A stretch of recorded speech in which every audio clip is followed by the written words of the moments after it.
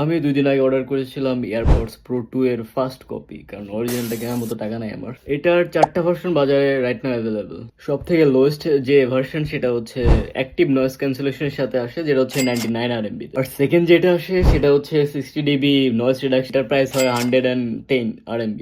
Third যেটা আসে সেটা হচ্ছে 60 DB noise reduction plus Dolby যে সাউন্ড কোয়ালিটি, ওইটার সাথে আসে হচ্ছে, এবং ওটার প্রাইস হচ্ছে 120 RMB।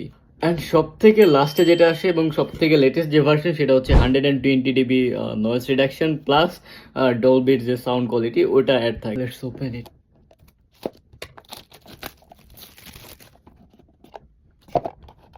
সব থেকে অপ্রয়োজনীয় কাগজপত্র এটার মাঝখানে,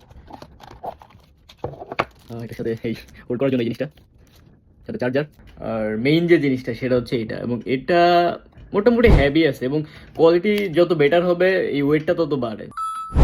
ওপেন করার সাথে সাথে একটা সাউন্ড হলো, অ্যান্ড এটা দিয়ে আমি আমার ম্যাকবুকের সাথে কানেক্ট করে গান শুনতেছি, এবং এটার sound quality seriously good. Seriously এর আগে যেটা ইউজ করতাম ওটার থেকে নয়েজ ক্যান্সেলেশন যে মুডটা ওইটা বেটার, বিকজ বাইরের কোনো সাউন্ড শোনাই যায় না যখন ওইটা অন করে রাখবেন। এটার প্রাইস পড়েছে হচ্ছে 135 RMB, যেটা কনভার্ট করলে হয়তো 2200-2300 টাকা এর আশেপাশে হবে, কিন্তু বাংলাদেশে এটার দাম অনেক বেশি, হয়তো বা 3000 বা 3500 বা এরকম নিবে বাংলাদেশে।